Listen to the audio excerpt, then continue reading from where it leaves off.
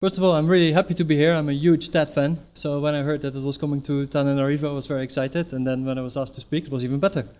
So, my talk really is going to be about how I became a social entrepreneur. Right, there it is. And so, I transitioned really from being an aid worker to a social entrepreneur, and that meant for me from moving away from giving away stuff for free, frequently without lasting effect, to making money from the poor, but to their benefit. And so it all started for me in Somalia a long time ago now, which was at that time a crazy and dangerous place, still is I think, where we were building a village water system for a village there, which was state-of-the-art and very expensive. And it was supposed to be a community development program. But in the end there was actually a shootout in town between the various clans in the village over who would own the system and probably plunder it after we had left. So the situation became quite dangerous, and we had to actually evacuate. We started to pack up our stuff, and that meant for me also packing up a couple of water filters that I had installed. And the guard who was looking after those water filters, he asked if he could have one for free. And I was really fed up with Somalis at the time, so I told him, no way, if you want to have them, you can buy them from me for $10. And so I walked off. And so to my surprise, really, a few minutes later, he came to me with $10 in his hand and bought that filter from me. So I was like, okay, what's happening here? So later that afternoon, I passed his house, and I found his wife filtering water and selling it to the neighbors. And so I was like, okay, sorry, that's the guy. And so I was like, there's something here that we're missing as NGOs. Maybe, we're missing a vital point. So not long later, I was up in Kenya, and I was able to experiment a little bit around these ideas. So I trained 2 guys to set up a small workshop to build bio-sand filters and sell them to people in their community using creative marketing such as this. So these guys went on and sold many filters over the years, and at this moment their filter business still exists, but it slowed down a little bit. It lost momentum because they saturated their market, because those filters are made from concrete and you can't expand that business geographically very well. So I started wondering, instead of local production, is there maybe a way to sell beneficial products to poor people that are mass produced and can be sold through retail shops? So, before I could really implement those ideas, I moved to Madagascar, and that was in 2002, so I've been here a while now. And so I started here doing development work for a large aid organization. And during that period, over the next few years, I became rather disillusioned with the long-term impact of aid, because almost without fail, I saw few lasting results from projects that were being implemented. So I want to give you a few examples. There was a large donor-funded project that repaired roads. They spent millions on doing that, but 3 years later the road was impassable. And so why that happened was because a local mayor, who was in charge of collecting the toll for the maintenance fund, pocketed it, and so the whole system collapsed. And so then I started thinking like, okay, what would have happened if a business would have been able to buy the license to exploit this road commercially, and be able to levy the toll, but use the money partially for implementing the maintenance and partially for making profit. So I was wondering, maybe the road system would not have collapsed as it did now. Another example, so that was the outcome of the road after 3 years. So another example then was a drinking water project that spent about $1 million implementing a lot of drinking water points in villages that were supposed to be maintained by community management. So 5 years later, around this time now, they are all collapsing and breaking down. And recently that NGO was asked to repair them for about 1% of the original investment funds. That's about $10,000, not really a lot of money. But they refused to do so because they're busy now implementing another project somewhere else in a new region. And they are saying that these old wells are now the responsibility of the beneficiaries and they should sort it out. So clearly the community management system that they worked so hard to implement didn't work. And I also understand that a quick repair now won't change that. On the other hand, writing off $1 million after 5 years sounds to me like destruction of capital. So these are just two random examples for me. But such stories abound, really. The great majority of donor-funded aid projects, they fail to leave any lasting, significant impact, according to my observation.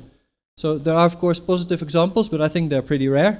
And non-sustainability really is a common theme, and it's, I think, symptomatic, despite the good intentions of people. So, I was part of all this. I was doing that type of stuff. So I started to reflect on why development work so often is unsuccessful. And I think, in my opinion, that has a lot to do with the fact that community participation as a concept of development aid is fundamentally flawed, really. So in a village where life is hard and feuds go back for generations, community ownership all too often means that nobody is responsible, really. But the problem is that most aid and development work has no viable alternative but to work in this manner. Yet I think it misses out on a very fundamental insight, and that is called self-interest, which is natural to all of us.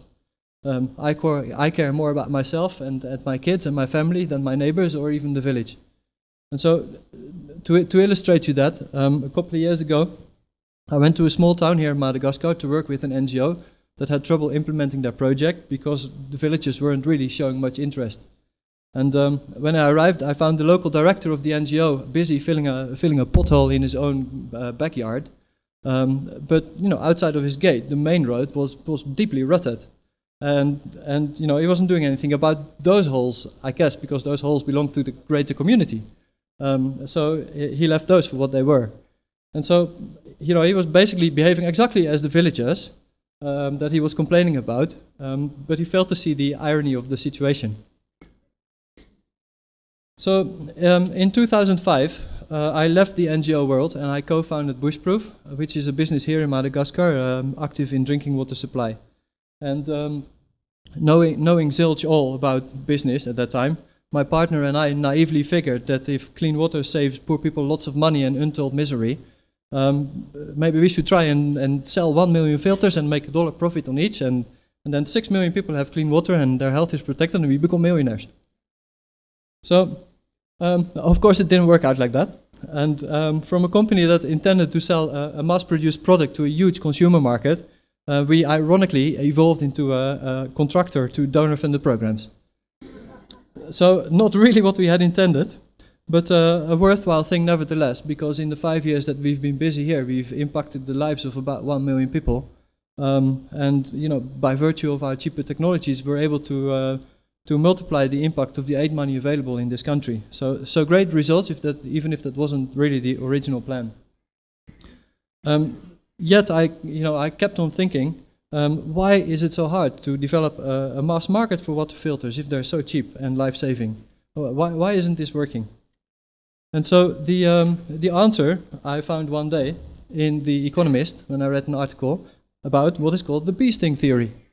So to me that was a big insight. Basically it's like this, have you ever wondered why poor people seem to spend so much money on like TVs and radios and drink and all sorts of useless stuff instead of sending their kids to school and stuff that we think is more important when you're poor? And so it all seems really illogical sometimes. So, maybe being poor is like being stung by a bee, and it really hurts. And so, if you're hurt and stung, you run to the doctor and with your last money you buy this ointment and put it on, and your pain is relieved. But what happens? Imagine if you're stung by a whole swarm of bees. You're bitten all over, and you still have money for only this one little treatment for this one sting. Like, would you bother? There's no point, right? Really, what you want is to forget about your pain. You want to be distracted. You want to do something else. And so, to me, that was a big insight, because if your kids are ill, your harvest is poor, you're out of work, and your roof leaks and all that, would you spend really your last money to buy a water filter from me? Maybe not. And so, to me, that was actually a very deep consumer insight that I developed there. And it's things like this that help Bushproof now to figure out clever business models to bring us basically back to where we had wanted to be in the beginning. And that applies also to ToughStuff, the renewable energy company that I co-founded with Andrew Tanswell, who will speak about that later. So, why do I think social enterprise is such a big thing, such a good thing? And really that is because, if conditions are right, social enterprise, I think, will outperform charity. And firstly, that is because there really isn't enough donor money in the whole world to address all the problems that are out there. But there's always plenty cash available for profitable businesses. So charity is also, charity and philanthropy is really a mechanism to transfer value, whereas business is a mechanism to create value and multiply value. And so that's my first insight there. Secondly, I think that aid is not really consumer focused, but often very much driven by donor and program priorities. And so non-profits, I find, are very often developing programs that many people are really not interested in. Whereas if you do that as a business, and you develop a product that nobody buys, it stops pretty quickly, you go bankrupt. So the third point really is that also that when donor money stops, aid stops. But a business that delivers profits can grow organically and attract more investment and then grow to deliver more benefits over time. So I see social enterprise succeeding because it aligns the self-interest of the people in the business because of the profits they earn, and of the consumer because of the value they get. And I think that is something that is missing a little bit with a lot of development aid. So my story really has taken me over my life from being a rather ineffective do-gooder with NGOs to launching a drinking water business and now a renewable energy company. And during that time, I think I've impacted more lives positively than in a decade of aid work. So for me, this is a very fulfilling thing to be a part of. But secondly, my whole attitude towards poverty and the poor has really changed fundamentally. I no longer work in an unequal relationship with passive and poor beneficiaries, but I engage on a level of equality with active and critical consumers, and I find that hugely uplifting. Secondly, I no longer really see development problems. What I see are market opportunities, and I find that hugely exciting. So entrepreneurship for me is the coolest thing I've ever done, and in many ways I feel I've just started. Because every day I go about my work in countries like Madagascar or Kenya, I spot at least one business opportunity.